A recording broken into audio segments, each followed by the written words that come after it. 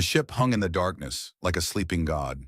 3,000 years it had waited above Carveth Prime, a world of purple storms and empty cities.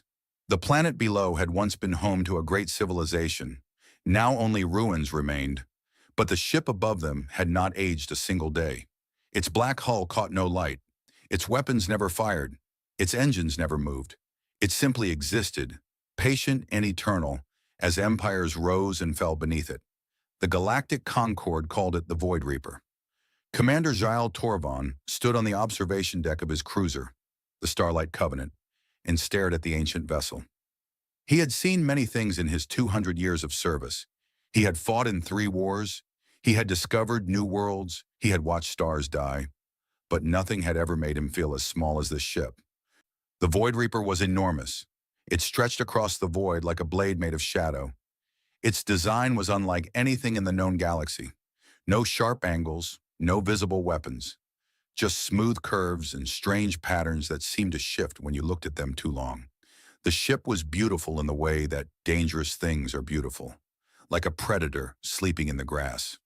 "Commander," said his adjutant, a young Velith officer named Prahl. "The expedition team is ready to board." Giles did not turn from the window. "How many attempts does this make?" "This will be the 47th official expedition, Commander, not counting the unofficial ones." 47 times the greatest minds of the Concord had tried to unlock the secrets of the Void Reaper. 47 times they had failed. The ship allowed visitors to enter. It did not harm them, but it never responded to their commands. Its systems stayed dark. Its computers stayed silent. It was like trying to wake a corpse. "Who is leading this expedition?" Giles asked. "Senior Scientist Mylis of the Velith Academy. She has assembled a team of 12 specialists from across the Concord, Velith engineers, Orani telepaths, Kreth weapons experts, even a Threll biologist in case the ship has organic components." Giles finally turned. His scales were a deep blue, marking him as a member of the warrior caste of his species. His eyes were gold and tired. "And the human?" Prahl's thin mouth twisted. It was not quite a smile. "Lieutenant Elena Vasquez, Junior Systems Analyst from Earth's Space Division. She is here because the humans demanded representation. The humans have been part of the Concord for 40 years. They have barely left their own solar system. What could they possibly contribute to this mission?" "Nothing, Commander. That is the point. The human is a political gesture. Earth's government wanted to feel included. Senior Scientist Mylis has been instructed to keep her out of the way." Giles looked back at the Void Reaper. Somewhere in its depths, answers waited. Answers about the architects, the ancient race that had built this ship and then vanished from the galaxy. Answers about where they had gone. Answers about what they had left behind. "Very well," he said. "Begin the boarding procedure." The shuttle crossed the void in silence. Elena Vasquez pressed her face against the small window and watched the Void Reaper grow larger. Her heart was beating fast. Her hands were sweating. She had dreamed of this moment since she was a child on Earth, reading stories about the stars. Now she was here, about to step inside the most mysterious ship in the galaxy. She was also completely terrified. The other members of the expedition sat around her, speaking in languages she did not understand. The Velith scientists talked in rapid clicks and whistles. The Orani telepaths communicated without words at all, their large eyes blinking in strange patterns. The Kreth warriors said nothing. They simply sat with their arms crossed, their massive bodies taking up 3 seats each. Elena was the smallest person on the shuttle. She was also the youngest, and she was very aware that no one wanted her here. "Human!" The voice came from beside her. Elena turned to find Senior Scientist Mylis watching her with all 4 of her eyes. The Velith were tall and thin, with pale skin and too many joints in their fingers. Mylis was old even by their standards. Her skin had the gray color of weathered stone. "Yes, Senior Scientist? When we enter the ship, you will stay at the back of the group. You will not touch anything. You will not speak unless spoken to. You will record what you see and nothing more. Is this understood?" Elena nodded. "Yes, Senior Scientist." "Good." Mylis turned away. "I do not know why your government insisted on sending you. This mission requires expertise that your species does not possess. But you are here now, So you will make yourself useful by not getting in the way. The words stung, but Elena did not argue. She knew what the other species thought of humans. Children, newcomers, a species that had only just learned to walk among the stars while others had been flying for thousands of years. Earth had joined the Galactic Concord, hoping to find allies and knowledge. Instead, they had found a universe that saw them as barely worth noticing. The shuttle docked with the Void Reaper. There was no sound, no vibration. The ancient ship accepted them without resistance, like a mouth opening to swallow something small. The airlock opened. Elena stepped into darkness. The interior of the Void Reaper was nothing like she had expected. The corridors were wide and tall, built for beings much larger than any species in the Concord. The walls were made of black metal that seemed to drink the light from their flashlights. Strange crystal tubes ran along the ceiling, filled with liquid that had stopped flowing long ago. The air was cold and still. It smelled like nothing at all. "Atmospheric readings are stable," said one of the Velith engineers. "Gravity is .9 standard. No biological hazards detected." "The ship is preserving itself," Mela said. "After 3,000 years, it maintains perfect environmental conditions. The technology required for this is beyond anything we possess." They moved deeper into the ship. Elena stayed at the back as ordered, her recording device capturing everything. But her eyes saw more than the camera. She noticed things the others missed. Small details. Patterns in the walls that repeated at regular intervals. Symbols carved into the metal that looked almost like writing. She wanted to stop and study them. She wanted to ask questions. But she remembered her orders and kept walking. The expedition traveled for nearly an hour before they reached the bridge. The chamber was vast. It rose above them like a cathedral, its ceiling lost in shadows. The walls curved inward, covered with more of those strange symbols. In the center of the room, rising from the floor like an altar, was a single console. It was made of the same black metal as the rest of the ship, but its surface was covered with crystals that caught the light and held it. Every flashlight in the room pointed at the console. Every eye stared at it with hunger and fear. "The command center," Milas whispered. 46 expeditions, and we have never found it before. The ship was hiding this from us. "Or waiting," said one of the Irani. Her voice was soft and strange like wind through dead leaves. "This ship thinks. It feels. I sense something sleeping in its heart. Something vast." "Can you communicate with it?" Milas asked. "I will try." The Irani stepped forward. Her name was Sarath, and she was one of the most powerful telepaths in the Concord. She had broken the minds of enemy commanders. She had reached across light years to send messages through thought alone. Now she closed her three eyes and reached out to the ship. Silence. Sarath pushed harder. Her body trembled. Sweat appeared on her pale skin. She was throwing everything she had at the consciousness inside the ship, trying to wake it, trying to make it listen. Nothing happened. Sarath opened her eyes and stumbled backward. It does not respond. The mind is there, but it refuses to speak. It is waiting for something, but not for me. "Let me try," said the lead Velith engineer. His name was Torax, and he had spent his entire life studying ancient technology. He approached the console and examined it with instruments that Elena did not recognize. Then he pressed his multi-jointed hands against its surface and began entering commands. The console stayed dark. Torax tried again. He changed his approach. He used different frequencies, different codes, different languages. He worked for 30 minutes, his movements becoming more and more frustrated. Finally, he stepped back. "The interface does not recognize Velith biology. It does not recognize any of our standard communication protocols. The system is functional. I can detect power flowing through it, but it will not respond to me." "Kreth?" Malus turned to the two massive warriors. "Your ancestors were known for taking technology by force, perhaps a more direct approach." The larger Kreth, a scarred veteran named Grath, stepped forward. He drew his fist back and struck the console with enough force to crack stone. The console did not even vibrate. Grath struck it again, and again. He hit it with his weapon. He hit it with his head. Nothing. The ancient metal absorbed every blow without damage. "The architects built to last," Malus said bitterly. Their materials are beyond our ability to damage. We cannot force our way in. One by one, the other specialists tried. The Thrall biologist attempted to analyze the ship's organic components. There were none. The Irani telepaths worked together, combining their power. Still nothing. Even the equipment they had brought failed to produce results. The Void Reaper sat in darkness, patient and silent, watching them fail. Elena stood at the back of the room and watched. She had not been asked to try anything, and she had not offered. But something was bothering her, a thought that would not go away. She looked at the console. She looked at the experts standing around it, discussing theories in languages she barely understood. She looked at the symbols on the walls, the ones that almost looked like writing, and she realized something. Everyone was trying to communicate with the ship in complex ways. They were using technology and telepathy and force.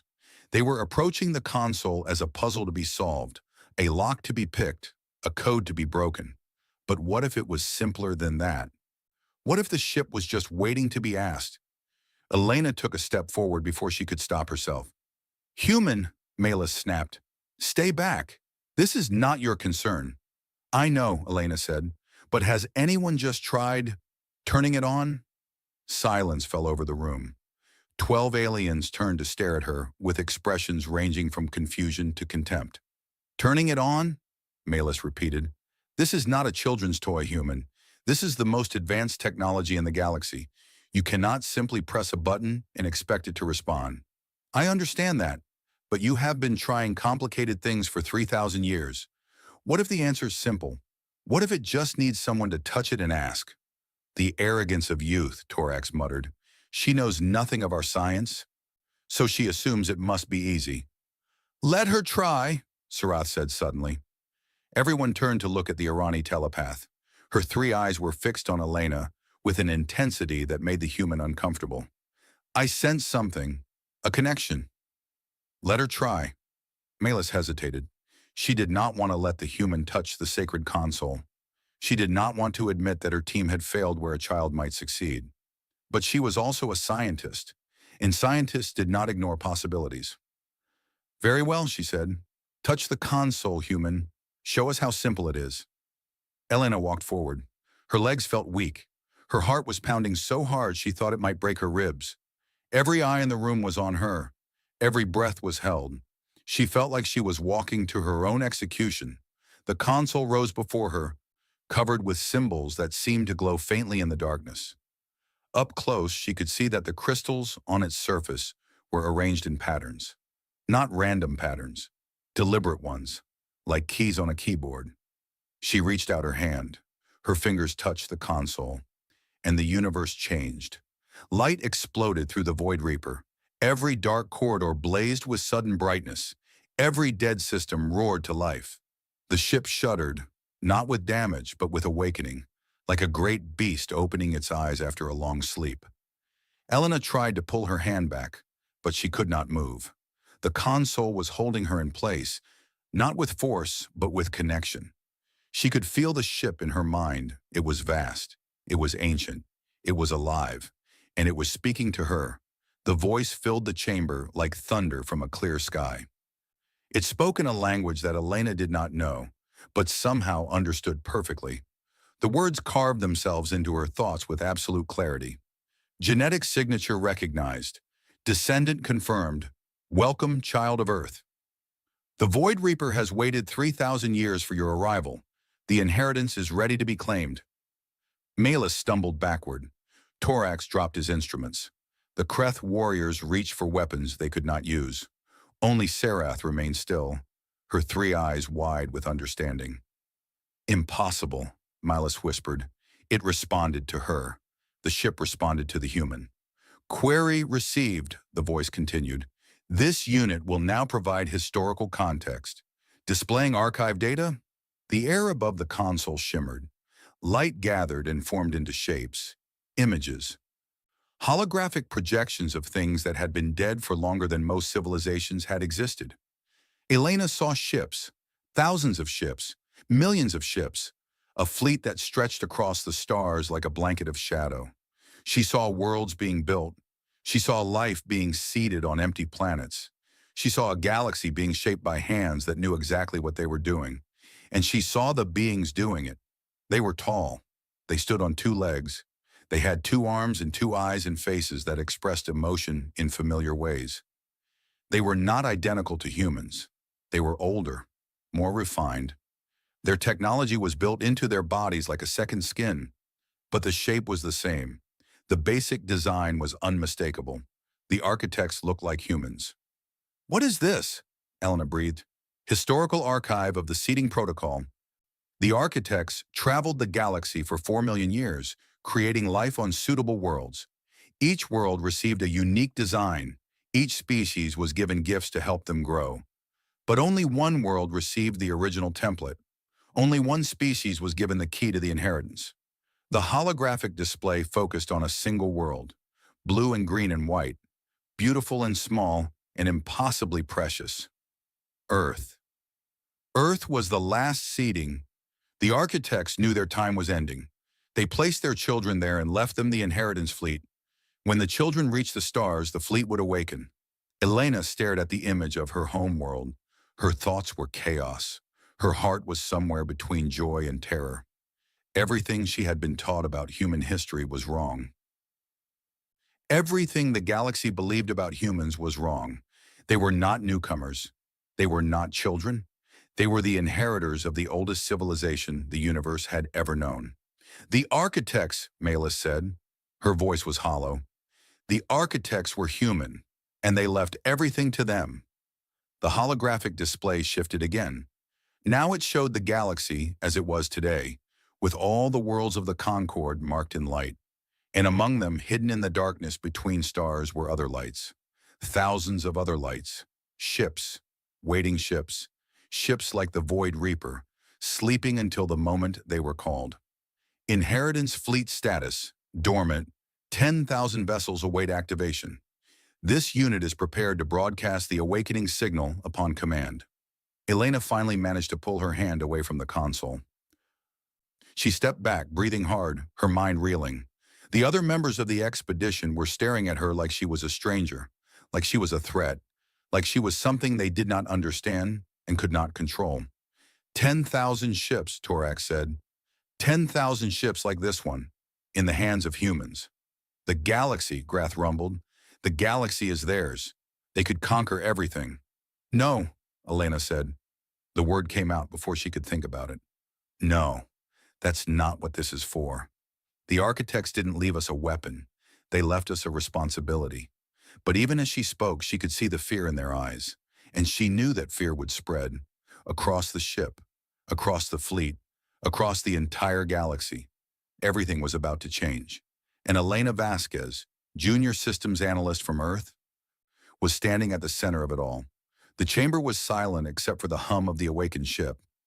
Elena stood before the console, surrounded by aliens who had spent their entire lives believing they understood the universe. Now that understanding was broken. Now everything they knew was wrong. Senior scientist Malus was the first to move.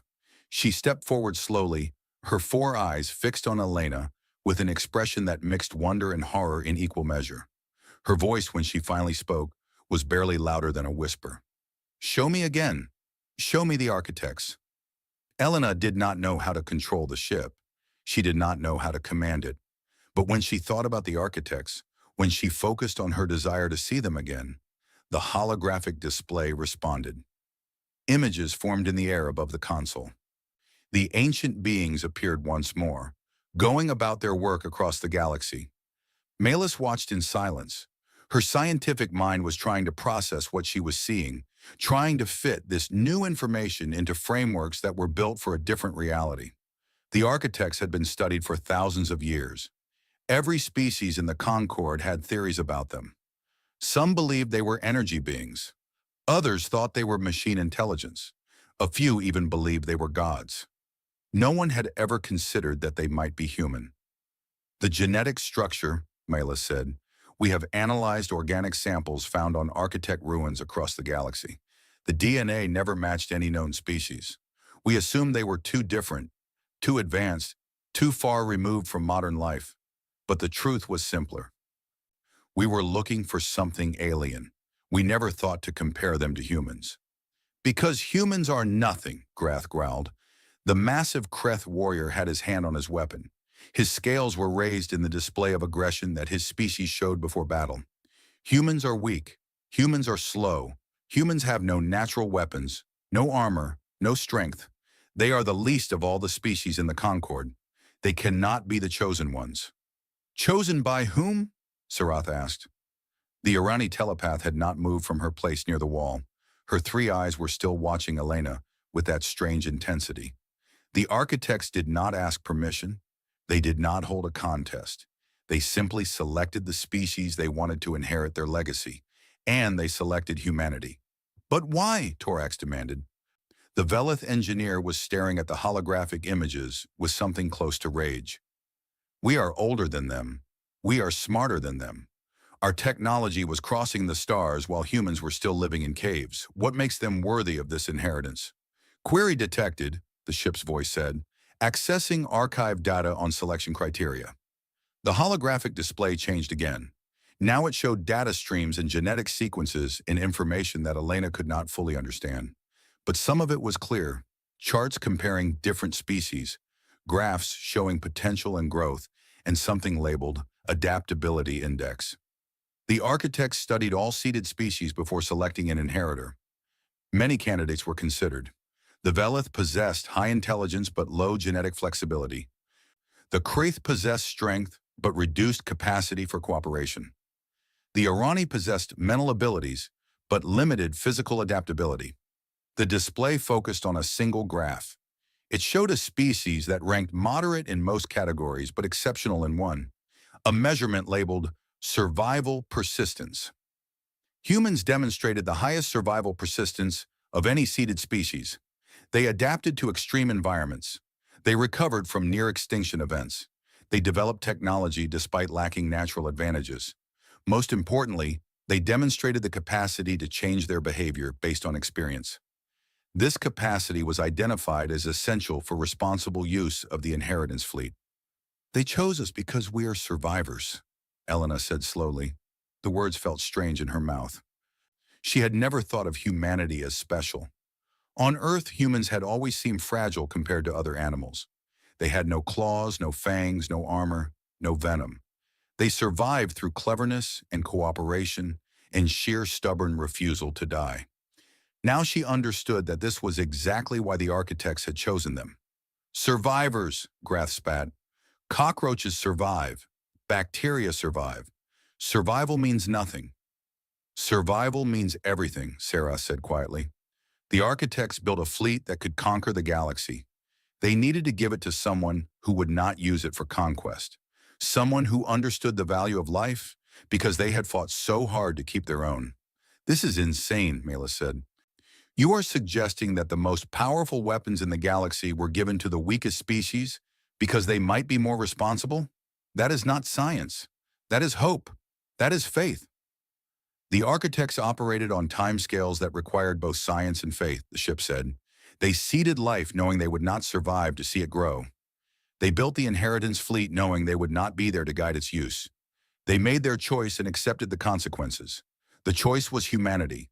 Commander Jael's voice crackled over the communication system. Expedition team, report. What is happening on board?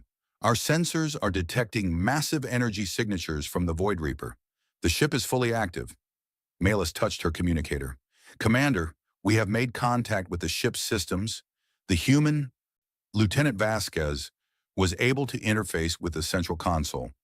The ship has provided historical data about the architects. What kind of data? Malus hesitated. How could she explain this?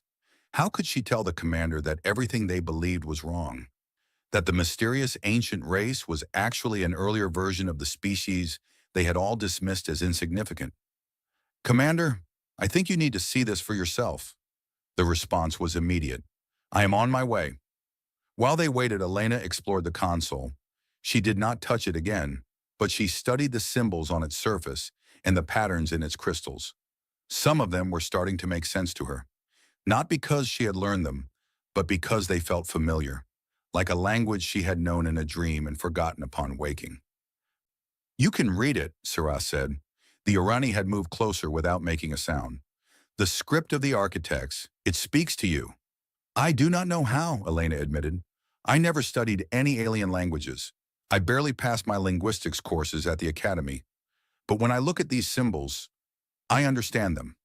Not perfectly, but enough. The connection is in your blood. The architects designed humans to interface with their technology. When you touch the console, the ship recognizes you as one of its creators. It gives you access that no other species can have. That does not seem fair? Sarath made a sound that might have been a laugh. The universe is not fair, human. The Velith did nothing to deserve their intelligence. The Kreth did nothing to deserve their strength. The Irani did nothing to deserve their telepathy. These are gifts given without reason or justice. Now you have received a gift as well. What matters is what you do with it. Elena looked around the chamber. The other expedition members were still staring at her with suspicion and fear. She understood why. If humanity now controlled the most powerful fleet in the galaxy, then every other species was at their mercy. The balance of power that had maintained peace for centuries had just been destroyed, and she was the one who had destroyed it. I did not ask for this, she said. No one asks for fate, Sarath replied. Fate simply happens. The question is whether you will rise to meet it. Commander Jael arrived 20 minutes later. He walked into the chamber with 5 armed guards, his golden eyes scanning every corner for threats. When he saw the holographic displays still floating above the console, he stopped. His scales shifted from blue to a darker shade that Elena did not recognize. Report, he said. All of it. Malus explained everything. The activation of the console, the ship's response to human touch, the historical archives showing the true nature of the architects, the existence of 10,000 sleeping vessels scattered across the galaxy, waiting to be awakened. Jael listened without interrupting. His expression did not change, but Elena could see his hands clenching and unclenching at his sides, the only sign of the storm raging inside him. 10,000 ships, he said when Malus finished, each one as powerful as this one. Possibly more powerful, Commander. The archives suggest that the Void Reaper is a scout vessel. The main fleet contains much larger ships with weapon systems that we cannot even imagine.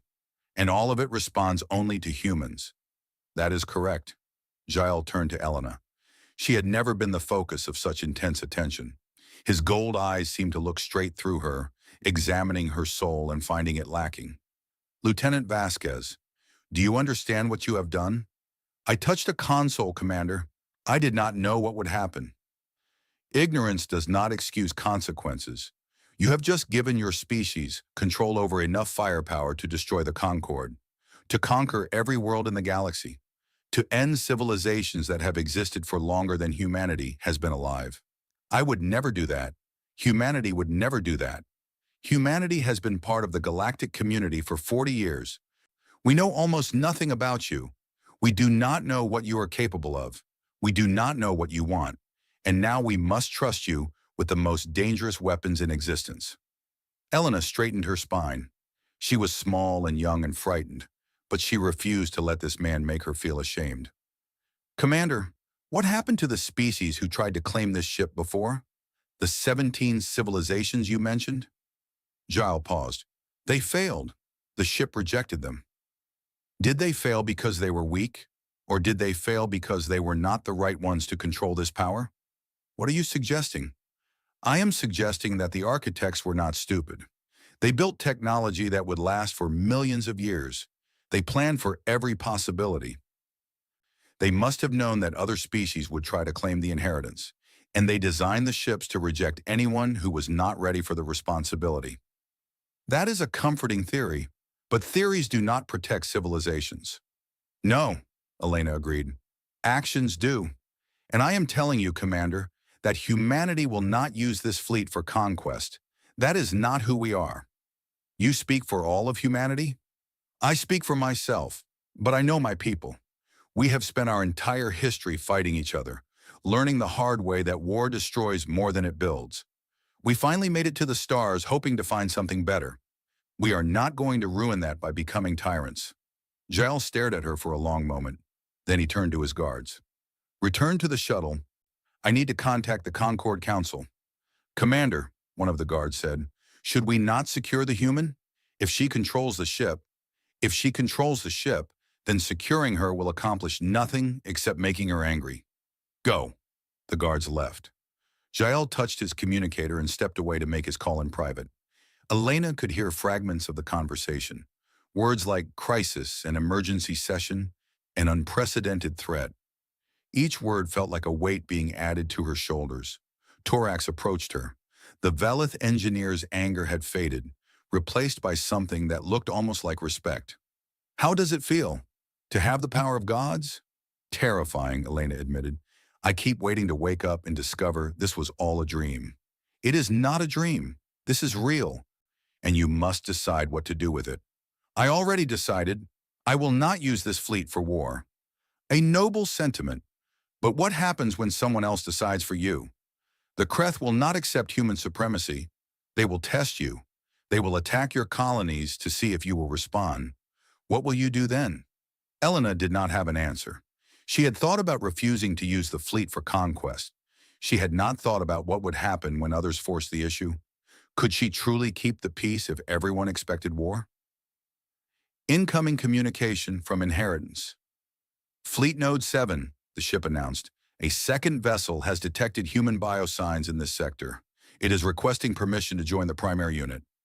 Everyone in the chamber froze. A second vessel? Malus whispered. There is another architect ship nearby? Affirmative. Inheritance Fleet Node 7. Designation. Stormbringer is currently in dormant status in the asteroid field of the Veth system. It detected the activation of this unit and is now requesting permission to awaken. Elena felt her blood run cold. The Void Reaper had been dormant for 3,000 years. One touch from a human had woken it. Now another ship wanted to wake as well. And there were 10,000 more waiting across the galaxy. What happens if I give permission? She asked. Stormbringer will activate all systems and join this unit in formation. Combined firepower will increase by approximately 300%. 300%. And that was just one additional ship. If all 10,000 activated at once... Do not give permission, Giles said. He had finished his call and was staring at Elena with something close to fear. The Concord Council is convening an emergency session. They need time to discuss this situation. If more ships activate before they reach a decision, there will be panic. I understand, Elena said. She turned to the console, not touching it but speaking to it directly. Stormbringer, remain in dormant status. Do not activate without direct orders from a human commander. Acknowledged. Stormbringer will maintain dormant status until further notice. Elena let out a breath she did not know she had been holding. She had just given a command to an ancient warship, and it had obeyed. The power was real. It was hers to use or misuse as she chose. The weight of that responsibility was almost too heavy to bear. You did well, Sarath said quietly. You showed restraint. That is the first step. The first step toward what?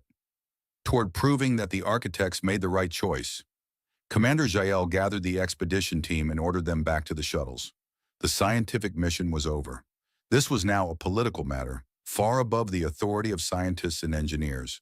The Concord Council would decide what to do about the inheritance fleet. But before Elena left, she turned back to look at the console one last time. The holographic displays had faded, but the ship was still awake. She could feel its presence in her mind, like a vast intelligence waiting patiently for instructions. Why me? She whispered.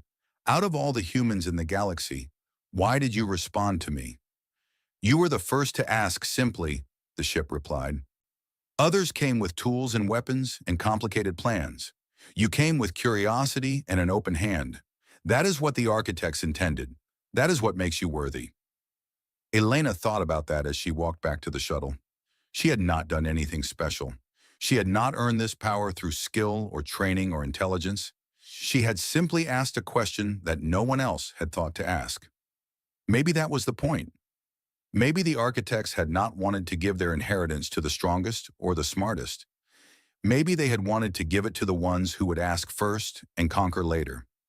The ones who would see a mystery and try to understand it before trying to control it. If that was true, then perhaps humanity really was the right choice. But Elena knew that theory would not be enough to convince the galaxy. The Concord would see humans as a threat. The Kreth would see them as enemies. The Velith would see them as unworthy. Fear and jealousy would spread like fire through dry grass. And somewhere in the darkness between stars, 10,000 ships were waiting, waiting for a human to call them, waiting for the inheritance to be claimed. Elena did not know what would happen next, but she knew one thing for certain. The galaxy would never be the same. The shuttle departed from the Void Reaper, carrying its passengers back to a universe that no longer made sense. Behind them, the ancient ship hung in the void, its systems humming with power that had been dormant for 3,000 years. For the first time since the architects had vanished, the galaxy had new masters. Whether that was a blessing or a curse remained to be seen. The news spread faster than light. Within hours of the expedition's return, every major communication network in the Concord was broadcasting the same story. The Void Reaper had awakened. The architects had been identified. Humanity had inherited a fleet of 10,000 warships that could crush any force in the known galaxy. Elena watched the reports from her quarters on the Starlight Covenant. She had been confined there on Commander Giles' orders, not as a prisoner, but as a precaution. The other species on the ship were afraid of her. She could see it in their eyes when they passed her in the corridors. She could hear it in their whispered conversations. The human girl who had touched a console and changed the universe. "You should eat something," said a voice from the doorway. Elena turned to find Sarath standing there. The Irani telepath had been the only alien to show her any kindness since the discovery. Perhaps because telepaths understood fear better than most, or perhaps because she had sensed something in Elena that others had missed. "I am not hungry." That was not a suggestion. Sarath entered the room and placed a tray of food on the small table. "You have not eaten in 16 hours. Your body requires fuel, whether you want it or not." Elena looked at the food without interest. It was standard Concord rations, designed to be edible by multiple species. The taste was somewhere between cardboard and regret. But Sarath was right. Her body was running on empty. She forced herself to eat. "The Concord Council has been in session for 12 hours, Sarath said. "They cannot agree on anything. The Velith want to study you. The Kreth want to destroy you. The Irani want to negotiate. And the other species are too frightened to take any position at all. What do you think they will decide? Nothing. They will argue until the situation forces them to act. That is how the Concord has always worked. Great decisions are made in crisis, not in comfort." "And what kind of crisis are we waiting for?" Sarath was silent for a moment. Her three eyes looked at something far away, something only she could see. "The Kreth Dominion has mobilized their war fleet. They are moving toward your home system." Elena's heart stopped. "What?" "They have not declared their intentions, but the movement is clear. 300 warships, including their flagship, the Iron Fist. They will reach Earth within 4 days. That is an invasion force. They are going to attack Earth. Perhaps they are testing you, seeing if you will use the inheritance fleet to protect your home. Either way, the crisis you asked about is coming." Elena stood up so fast she knocked the tray off the table. Food scattered across the floor, but she did not notice. Her mind was racing. Earth. Her home. 7 billion people who had no idea that an alien war fleet was coming for them. "I need to talk to Commander Jael. He will not help you. The Concord has no treaty with Earth that requires mutual defense. If the Kreth attack, the Concord will officially condemn the action and do nothing. Then I need to talk to the Void Reaper." Sarath studied her with those unblinking eyes. "You would use the inheritance fleet to defend Earth?" "Of course I would." "Would you not defend your home?" "Yes, but I would also consider the consequences. If you activate the fleet to fight the Kreth, you prove their fears correct. You show the galaxy that humans will use this power for war. Even if it is defensive war, even if it is justified, it will make every other species more afraid of you." "What is the alternative? Let them destroy Earth? Let billions of people die because I was too worried about appearances?" "There is no good alternative. That is the nature of power. Every choice has consequences, and you cannot avoid them by refusing to choose." Elena sank back into her chair. The weight of the situation was crushing her. She was a junior systems analyst. She had been trained to manage databases and run diagnostics and write reports. She had not been trained to make decisions that would affect billions of lives. "I do not know what to do," she admitted. "I do not know how to handle this." No one does. That is why the architects left the inheritance to a species that would ask questions instead of assuming answers. You are supposed to be uncertain. You are supposed to struggle. That is how wisdom is born. Wisdom will not stop the Kreth fleet. No, but wisdom will help you decide whether to stop it with violence or with something else. Elena thought about that. Violence was the obvious answer. The Void Reaper alone might be able to defeat the Kreth fleet, and with the entire inheritance fleet activated, it would be no contest at all. But Sarath was right about the consequences. If humanity showed the galaxy that they would use their power for destruction, then they would become exactly what everyone feared. There had to be another way. "The Stormbringer," Elena said suddenly. "The second ship that contacted us. Where is it now?" "Still in the Veth system. Dormant as you ordered." "What if I activated it but did not use it for combat? What if I brought it to Earth as a show of force, without actually attacking anyone? A display of power without violence. That might work against some species. But the Kreth respect only strength. They will see restraint as weakness. Then I will have to show them strength without destruction. I will have to prove that humanity can be powerful and merciful at the same time." Sarath made a sound that might have been approval.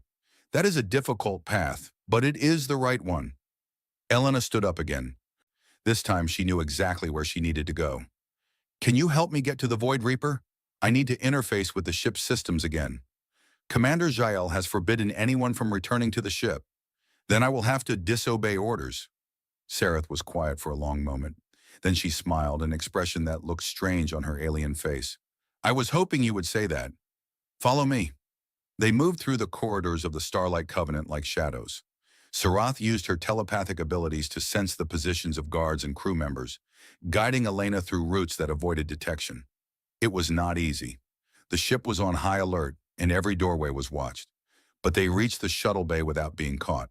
The shuttle that had carried them to the Void Reaper was still there, locked down and guarded by two Velith soldiers.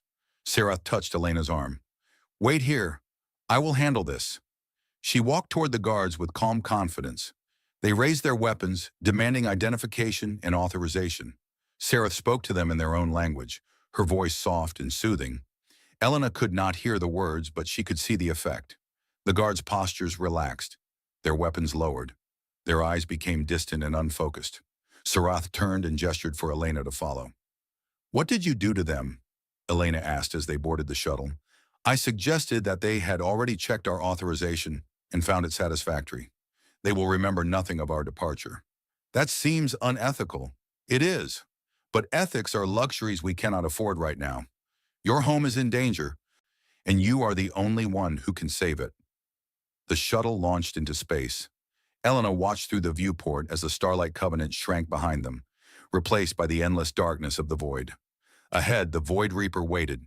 The ancient ship seemed even more impressive now that it was fully awake. Light pulsed through its hull in patterns that suggested life and thought.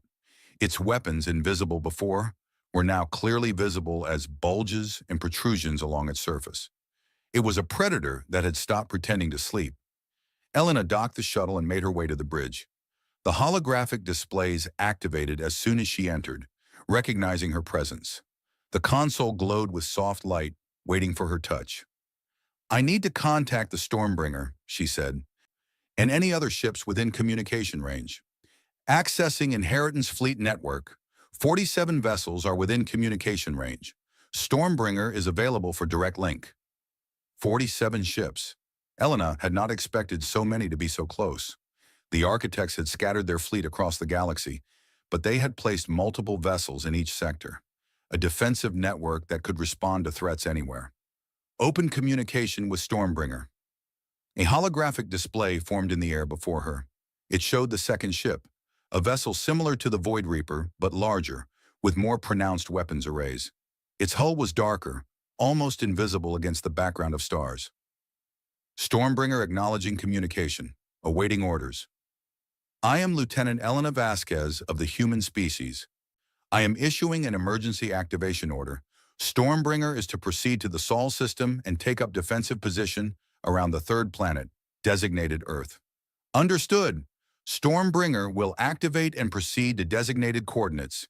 Estimated arrival, 31 hours. 31 hours. The Kreth fleet would reach Earth in 4 days. That gave her time to prepare. But she needed more than one ship. The Kreth had 300 warships. Even with the superior technology of the Inheritance fleet, she needed enough firepower to make them hesitate. How many ships can reach Earth within 4 days? 12 vessels can reach designated coordinates within the specified time frame. Vessel classifications include 3 scout units, 5 defensive platforms, 3 strike cruisers, and 1 command carrier. Activate all of them. Have them proceed to Earth and take up defensive positions. No offensive action is to be taken unless I specifically order it. Acknowledged. Activation orders transmitted. 12 vessels will proceed to Sol system.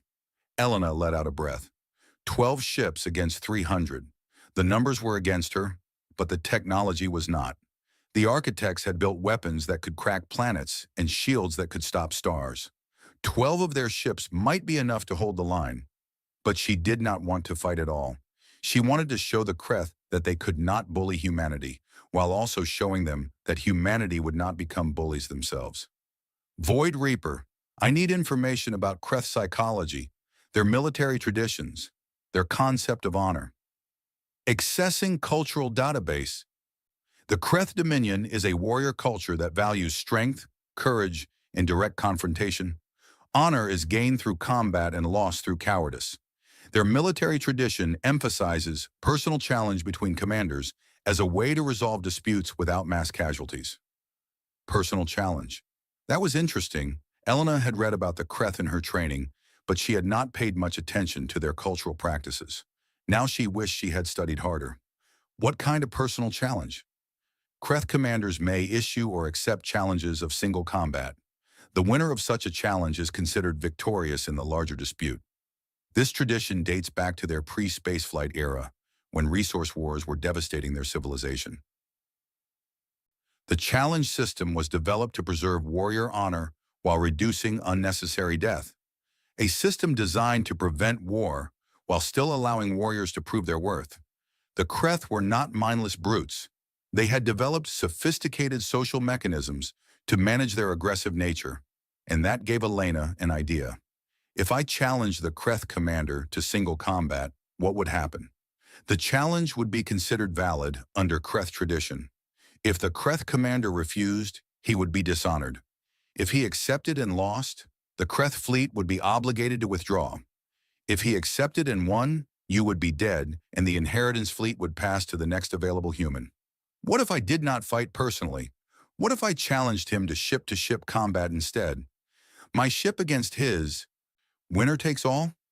That variation is acceptable under Kreth tradition, though less honored than personal combat.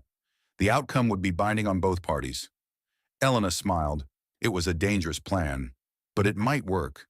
The Void Reaper against the Kreth flagship. One battle to decide the fate of Earth. If she won, the Kreth would have to withdraw. If she lost, she would be dead, and someone else would have to figure out how to save humanity. But she would not lose. The architects had built their ships to be unbeatable.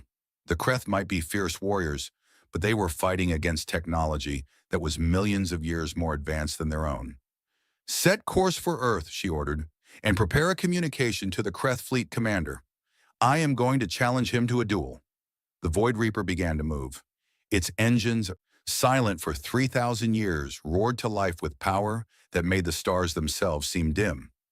Elena watched the view through the holographic displays, her heart pounding with fear and determination.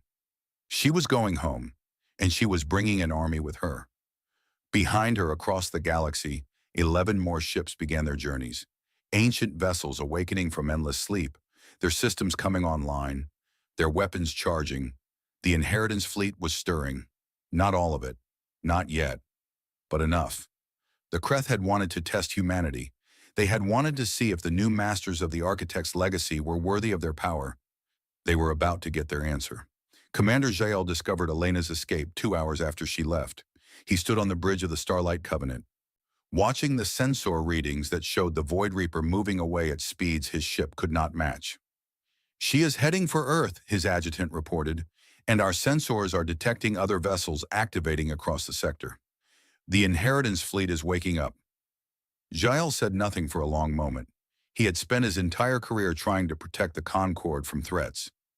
Now he was watching the greatest threat of all move beyond his control. "Contact the Concord Council," he said finally. "Tell them that the human has taken action.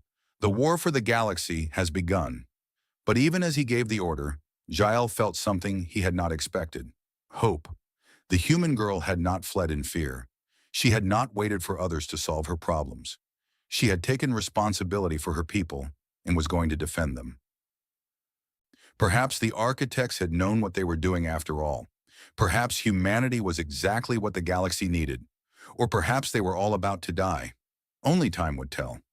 Earth had never looked so beautiful. Elena stood on the bridge of the Void Reaper and watched her home world turn slowly in the darkness. Blue oceans, green continents, white clouds swirling in patterns that changed every moment. 7 billion people lived down there, going about their daily lives without knowing that an alien war fleet was coming to destroy them. Not if she could help it.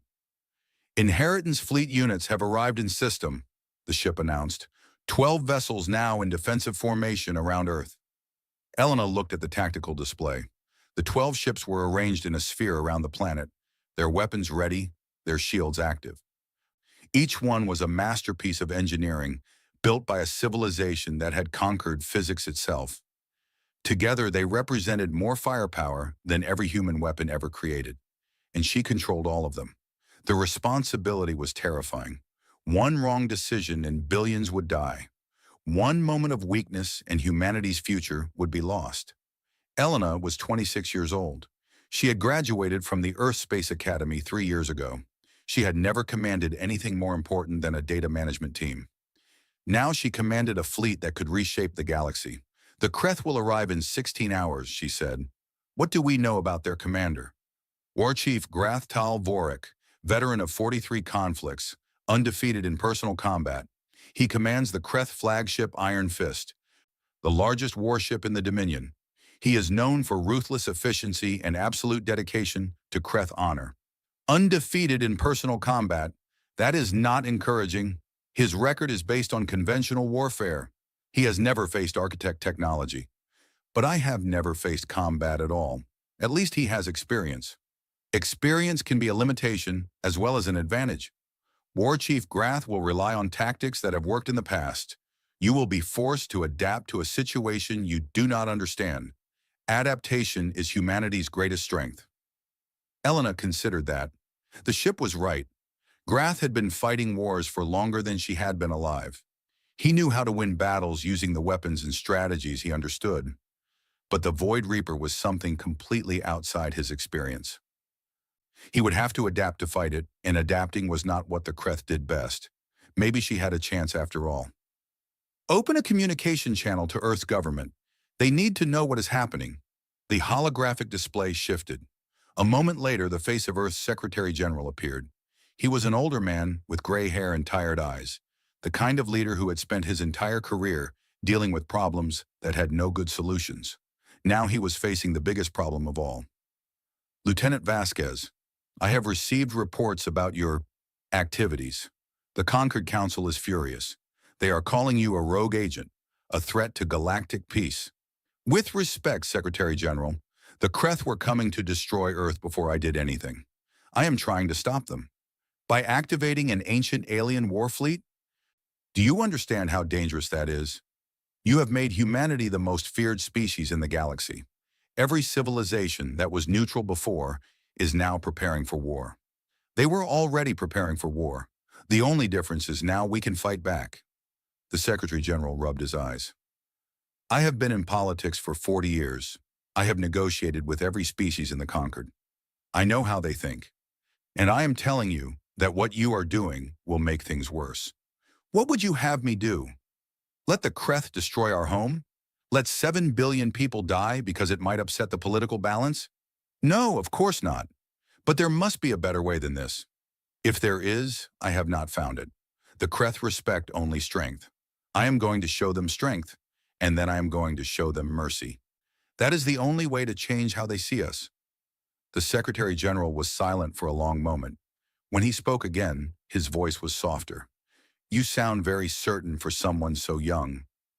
"I am not certain at all. I am terrified, but someone has to do something, and I am the only one who can control these ships. So I am going to do my best and hope it is enough. And if it is not enough, then humanity will have to find another way. But I do not intend to fail." The communication ended. Elena turned back to the tactical display, studying the positions of her ships and trying to imagine how the battle might unfold. She had never received military training. Everything she knew about combat came from games and stories, but the ship had tactical databases that stretched back millions of years. She would not be fighting alone. The hours passed slowly. Elena tried to rest but could not sleep. She tried to eat but could not taste the food. Her mind kept returning to the same thoughts, spinning in circles that led nowhere. What if she was wrong? What if the Kreth were stronger than she expected? What if humanity's first true test in the galaxy ended in failure? She was standing on the bridge, watching Earth turn beneath her, when the sensors detected the approaching fleet. Kreth War Fleet entering system, 312 vessels. Flagship Iron Fist is at the center of formation. Elena felt her heart rate spike. The enemy was here. There was no more time for doubt or fear. Now there was only action.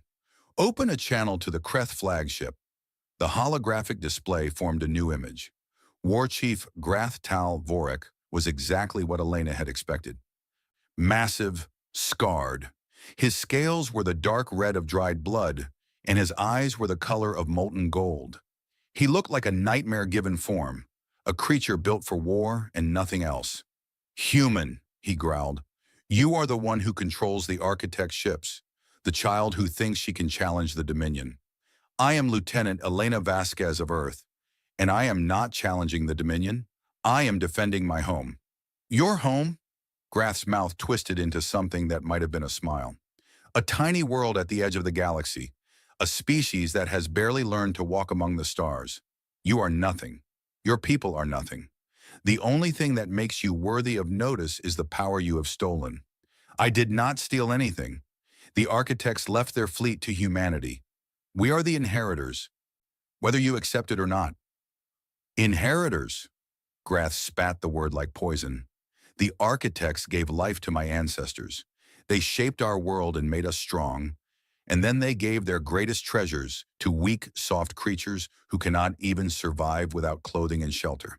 It is an insult, a mockery, and I will not allow it to stand." "Then you will have to go through me." Grath laughed. It was a harsh sound, full of contempt and violence. "Through you? Child, my fleet has destroyed civilizations older than your entire species. We have burned worlds and shattered armadas. You have 12 ships. I have 300. The mathematics are not in your favor. Maybe not, but I did not come here to fight a numbers game. I came here to challenge you, War Chief. Ship to ship. The Void Reaper against the Iron Fist. Winner takes all." The laughter stopped. Grath's golden eyes narrowed, and something changed in his expression. The contempt was still there, but now it was mixed with something else. Interest. Calculation. "You know our traditions. I know that the Kreth value honor above all else. I know that a challenge between commanders is the highest form of combat. And I know that if you refuse, your warriors will see you as a coward. You think to manipulate me with words? I have faced greater threats than your pathetic attempt at psychology. It is not manipulation. It is an offer. Fight me in single combat, and we will settle this without thousands dying. If you win, humanity will submit to whatever terms you demand. If I win, you will withdraw your fleet and leave Earth in peace." Grath was silent. Behind him, Elena could see other Kreth officers watching the exchange. Their expressions were impossible to read, but their body language suggested intense focus. This was a moment that would define their war chief's honor. "You are either very brave or very stupid," Grath said finally. "No one has ever defeated me in combat. Ship to ship or blade to blade, the result will be the same. You will die, and your precious Earth will burn." Then you have nothing to lose by accepting my challenge. Nothing except the satisfaction of watching your entire fleet destroyed. But very well, human. I accept your challenge. My ship against yours. The winner takes all. In 30 minutes, we meet in the space between our fleets. No support from either side. Just the Iron Fist and the Void Reaper. Agreed. Prepare to die, Lieutenant Vasquez. Your species' time in the stars is about to end. The communication ended. Elena stood on the bridge, her hands shaking, her heart pounding. She had done it. She had gotten Grath to accept a challenge that took the entire war down to a single battle. But now she actually had to win that battle. Void Reaper, show me everything you know about the Iron Fist. Weapons, shields, propulsion, weaknesses, all of it. The holographic display filled with data. The Iron Fist was enormous, nearly twice the size of the Void Reaper. It carried weapons that could crack moons and shields that had withstood the combined firepower of enemy fleets. It was the pride of the Kreth Dominion, built to intimidate and destroy. But it was still conventional technology, advanced by galactic standards, but conventional. The architects had been building ships when the Kreth were still learning to make fire. What are our advantages? Elena asked. Void Reaper systems exceed Iron Fist capabilities in all measurable categories. Weapons output is approximately 400% greater. Shield strength is approximately 600% greater. Propulsion speed is approximately 800% greater. Sensor range is approximately 1,000% greater. So we outmatch them in everything. Affirmative. However, War Chief Grath is an experienced commander. He will attempt to compensate for technical disadvantages with tactical skill. He may also employ unconventional strategies. What kind of unconventional strategies? Unknown. That is the nature of unconventional strategy. Elena almost laughed. The ship had a point. She could plan for everything she expected, but she could not plan for the unexpected. That was where instinct and adaptation came in. The minutes passed. Elena used the time to study the Void Reaper's controls, learning how to direct its weapons and shields and engines. The interface was intuitive, designed to respond to thought as much as touch. The ship seemed to anticipate her needs, offering options before she knew she wanted them. By the time the deadline arrived, she felt ready. Not confident, not certain, but ready. Iron Fist is approaching designated combat zone. War Chief Grath is requesting confirmation of challenge terms. Elena took a deep breath. Confirm all terms, single combat, no interference, winner takes all. Terms confirmed. Combat will begin when both vessels reach the designated zone. The Void Reaper moved forward. Elena watched through the display as the Iron Fist grew larger, its massive hull covered with weapons and armor that had conquered dozens of worlds. It was a brutal ship, designed to intimidate before it destroyed. Grath wanted his enemies to know fear before they died. Elena was afraid, but she was also determined. She had come too far to fail now. The two ships faced each other in the empty space between fleets. The Iron Fist was enormous, blocking out the stars behind it. The Void Reaper was smaller but sleeker, its black hull absorbing light while its weapons glowed with contained energy. Begin, Grath commanded. The Iron Fist opened fire. Dozens of weapons blazed to life, sending beams of destruction toward the Void Reaper. The attack was overwhelming, enough firepower to destroy a small moon. The Void Reaper's shields absorbed everything without flickering. Elena had expected the attack. Grath was testing her defenses, looking for weaknesses he could exploit.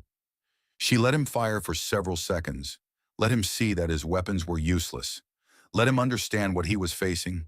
Then she fired back. A single beam lanced out from the Void Reaper. It struck the Iron Fist shields and punched through them like they were not there. The beam carved a line across the Kreth flagship's hull, cutting through armor and destroying weapons emplacements. The Iron Fist shuddered. Emergency systems activated. Grath roared orders at his crew, demanding they return fire, demanding they find a way to hurt the human ship. But there was no way. The technology gap was too great.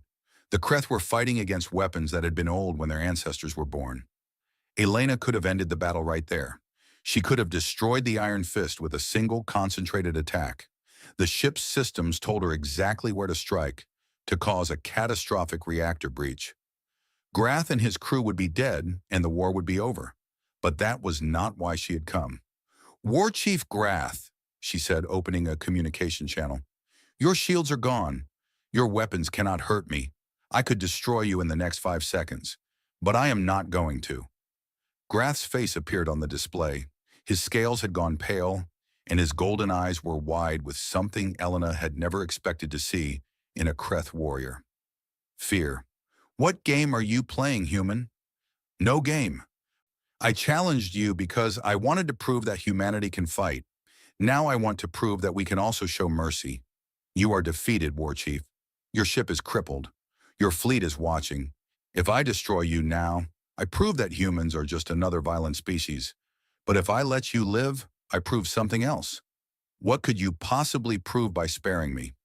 That the architects made the right choice. They gave us power because they believed we would use it wisely. Not for conquest, not for revenge, for protection. I am protecting my home today, but I do not have to kill you to do it. Grath was silent.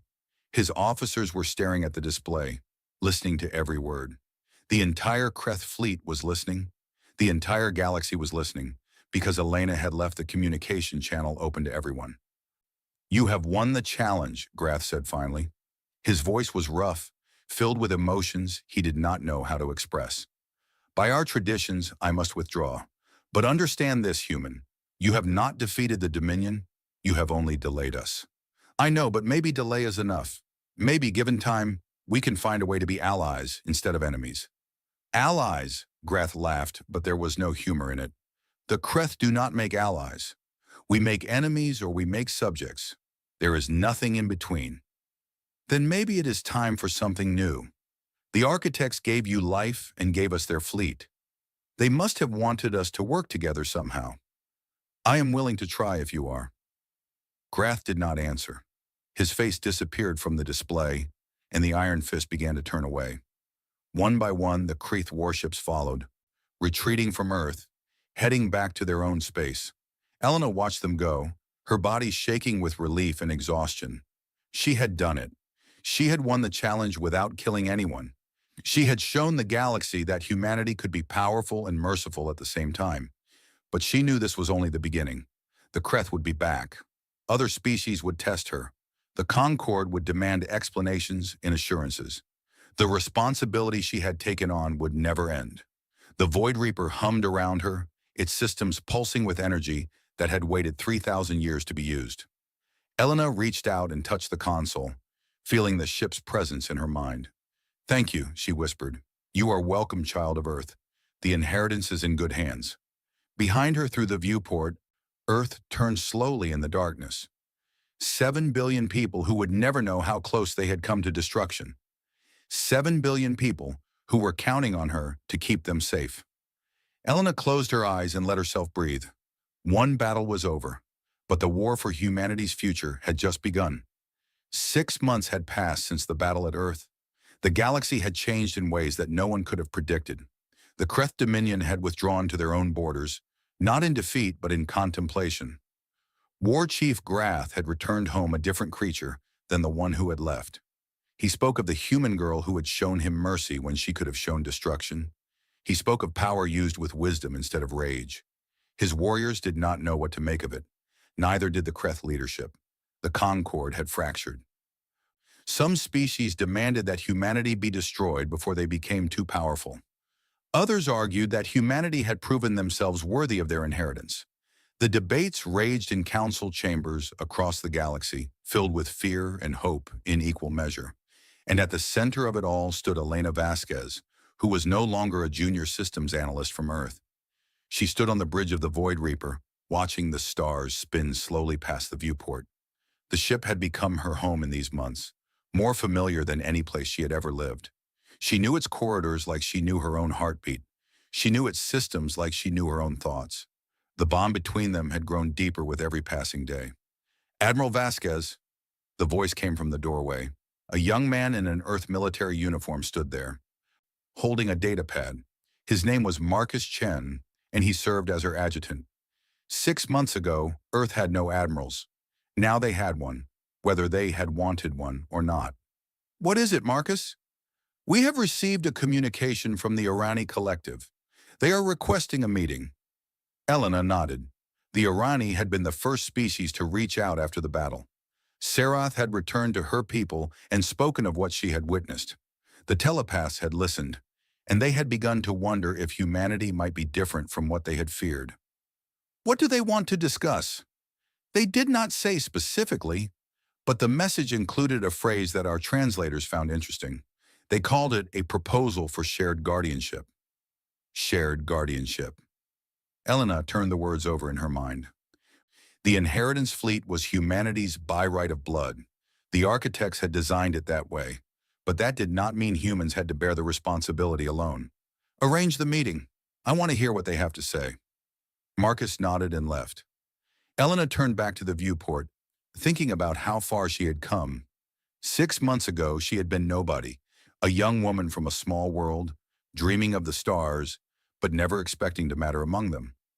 Now she commanded a fleet that could reshape the galaxy. Now species that had existed for thousands of years sought her counsel. It was terrifying. It was exhilarating. It was exactly what the architects had wanted. The meeting with the Irani was scheduled for 3 days later, at a neutral station in the middle of nowhere. Elena traveled alone, as she often did now. The Void Reaper drew attention wherever it went, but a small shuttle could slip through the gaps in the galaxy without notice. The station was called Waypoint 7. It was an old trading post, built by a species that had gone extinct centuries ago. Now it served as a meeting place for those who wanted privacy, the perfect location for a conversation that no one else could hear.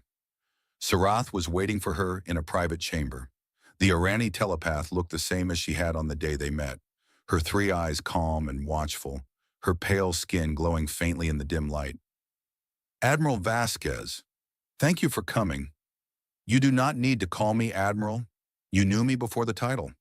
Titles matter. They shape how others see us and how we see ourselves. You are an Admiral now, whether you wanted to be or not. Elena sat down across from her old friend. Your message mentioned shared guardianship. What did you mean? Sarath was quiet for a moment, gathering her thoughts.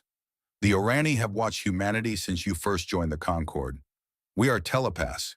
We feel the emotions of other species, the currents of thought that flow beneath the surface. Most species fear us for this. You did not. I did not know enough to be afraid. Perhaps, but fear often comes from knowledge, not ignorance. Your species knew what we were, and you treated us with respect anyway. That was unusual. That was interesting. And now you control the most powerful fleet in the galaxy. The Concord is terrified. The Kreth are reconsidering everything they believe. Every species is watching you, waiting to see what you will do with your power. I have told them what I will do. I will protect those who need protection. I will not conquer. I will not dominate. The fleet is a shield, not a sword. Words are easy. Actions are harder. The galaxy has heard your words. They need to see your actions. Elena leaned forward. Then tell me what to do. I did not ask for this power. I did not train for this responsibility. If the Irani have wisdom to share, I am listening. Sarath's third eye, the one in the center of her forehead, seemed to glow brighter. The architects gave you the fleet because they trusted humanity. But humanity is not a single person. It is billions of minds, billions of hearts, billions of different wants and needs. How will you ensure that your species uses this power wisely? I do not know. I am trying to establish guidelines to create institutions that will outlast me, but I am making it up as I go. That is honest. Most leaders would pretend to have all the answers. Your honesty is why the Irani want to help. Help how? We propose an alliance, not a political alliance, bound by treaties and obligations, a partnership of minds. The Irani can sense thoughts and emotions. We can detect deception and fear and aggression. If humanity is to be the guardian of the galaxy, let us be your advisors. We will help you understand the species you protect. We will warn you when danger approaches. And we will tell you the truth, even when the truth is painful. Elena considered the offer. The Irani were powerful telepaths. Their ability to read minds made them valuable and frightening in equal measure. Having them as allies would give humanity insight that no other species possessed. But there were risks. Some humans would not trust the Orani. They would fear having their thoughts read, their secrets exposed. They would see the partnership as a surrender of privacy rather than a sharing of responsibility. What do the Orani gain from this alliance? Elena asked. Protection, Saras said simply. We are telepaths, but we are not warriors. Our numbers are small, and our enemies are many. Species fear what they do not understand, and they hate what they fear. The Orani have faced persecution for centuries. With humanity as our allies, that persecution would end. You want us to protect you in exchange for advising us. Yes, a fair trade, we believe. Our wisdom for your strength, our insight for your power. Together, we can do what neither species could do alone. Elena looked at her old friend. She remembered the day they had met on the expedition to the Void Reaper. Sarath had been the only alien who had treated her with kindness. She had helped Elena escape the Starlight Covenant when no one else would. She had believed in humanity when the rest of the galaxy saw them as children. I accept, Elena said, but I have conditions. The Orani will not read human minds without consent. They will not share human secrets with other species. And they will never use their abilities to manipulate us. If you agree to these terms, then we have a partnership. Sarath's eyes glowed with something that might have been joy. Agreed. The Orani Collective accepts your terms. From this day forward, we stand with humanity. They clasped hands, two species bound by choice rather than blood. It was a small step, but it was a step in the right direction. The news of the Orani alliance spread quickly. Some in the galaxy saw it as proof of humanity's good intentions. Others saw it as a sign of their growing power. The debates continued, but something had shifted. Humanity was no longer alone. In the weeks that followed, other species began to reach out. The Threll, a peaceful species of scholars, requested permission to study the architect technology. Elena granted it, with restrictions. The Velith, after much internal debate, offered to share their engineering knowledge in exchange for access to inheritance fleet databases. Elena accepted, with conditions. Step by step, humanity was building bridges instead of walls. Not everyone approved. Earth's government worried that Elena was giving away too much. The Kreth hardliners called for renewed war. The conquered conservatives demanded that humanity be contained. But Elena kept moving forward, guided by a simple principle that the architects had taught her. Power was meant to be shared, not hoarded. The final test came 6 months after the battle at Earth. A species on the far edge of the galaxy sent a distress signal. They called themselves the Ven, and they were dying. A neighboring empire, the Sarkhan hegemony, had decided to wipe them out for reasons that made sense only to the Sarkhan. The Ven had no fleet, no weapons, no way to defend themselves. They were asking anyone who could hear them to help. No one in the conquered answered. The Ven were too far away, too unimportant, too inconvenient to save. Elena answered. The Void Reaper crossed half the galaxy in 3 days, traveling through pathways that no other ship could use. It arrived at the Ven homeworld to find a Sarkhan fleet in orbit, preparing to bombard the surface. Elena opened a communication channel. This is Admiral Elena Vasquez of the Inheritance Fleet. You will cease your attack immediately and withdraw from the system. The Sarkhan commander laughed at her. He had never heard of humanity. He had never seen an architect ship. He had conquered dozens of worlds, and he was not going to be stopped by one small vessel. Then Elena activated the Void Reaper's weapons. She did not fire on the Sarkhan ships. Instead, she fired on the asteroids in the outer system, vaporizing 3 of them in rapid succession. The display of power was unmistakable. Any species with sensor technology could see what had happened. Any species with intelligence could understand what it meant. I will not ask again, Elena said. Leave this system now, or I will remove you. The Sarkhan fleet withdrew. They did not fight. They did not negotiate. They simply turned around and left, because they finally understood what they were facing. The technology gap was too vast. Fighting the Inheritance fleet was suicide. The Ven emerged from their shelters and looked up at the sky. They saw the black ship hanging in their orbit, the ship that had saved them when no one else would. They did not know who humanity was. They did not know why a stranger had come to their defense. But they would remember, and they would tell others, and the story would spread across the galaxy, changing how every species thought about the inheritors of the architects. Elena stood on the bridge of the Void Reaper and watched the Ven celebrate their survival. She had saved a species today. Millions of lives preserved because she had been willing to act when others would not. This was what the inheritance fleet was for. Not conquest, not domination. Protection of those who could not protect themselves. Justice for those who had no one else to fight for them. The architects had given humanity the keys to the galaxy. Not because humans were the strongest or the smartest, because humans knew what it felt like to be weak. They knew what it felt like to struggle. They knew the value of mercy because they had been shown so little of it in their history. That was humanity's gift to the galaxy, not power, compassion. 1 year after Elena touched the console on the Void Reaper, she stood before the Galactic Concord Assembly. Representatives from 300 species filled the vast chamber, their attention focused on the small human woman at the center. "You invited me here to explain humanity's intentions," Elena said. "You want to know if you should fear us. You want to know if we will become conquerors, the way so many powerful species have before." She paused, looking around the chamber at faces both familiar and strange. "I cannot promise you that humanity will never make mistakes. We are flawed like every species. We have wars in our history, cruelty, injustice. We are not perfect, and we never will be. But I can promise you this. We understand what power means. We spent our entire existence fighting to survive on a single world. We struggled against predators and diseases and ice ages and each other. We learned, slowly and painfully, that cooperation brings survival and conflict brings destruction. The architects gave us the inheritance fleet because they trusted us to use it wisely. I intend to honor that trust. The fleet will defend those who cannot defend themselves.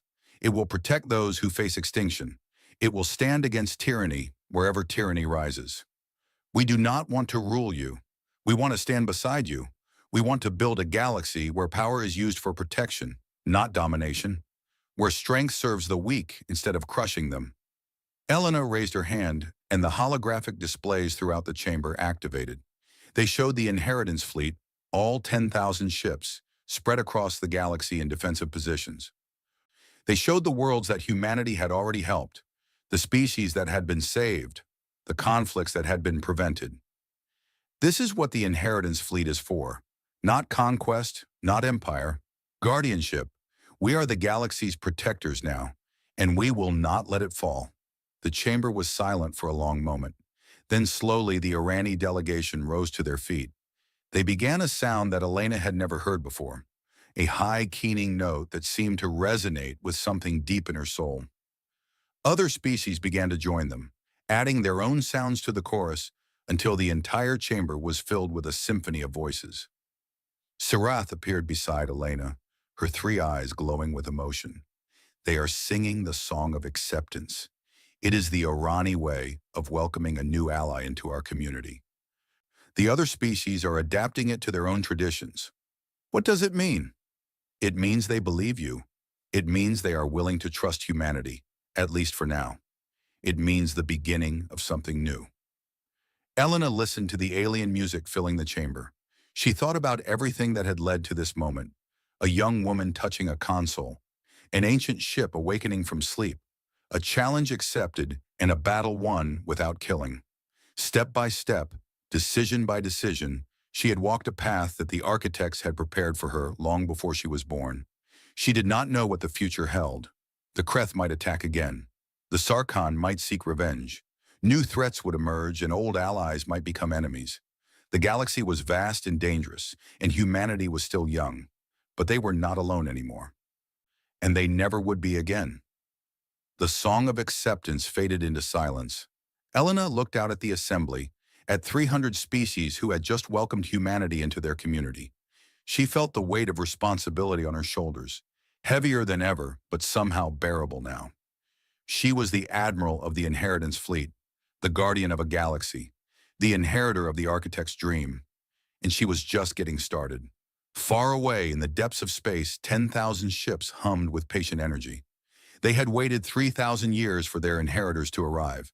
Now they were awake, ready to serve, ready to protect. The galaxy had new guardians, and humanity would not let them down.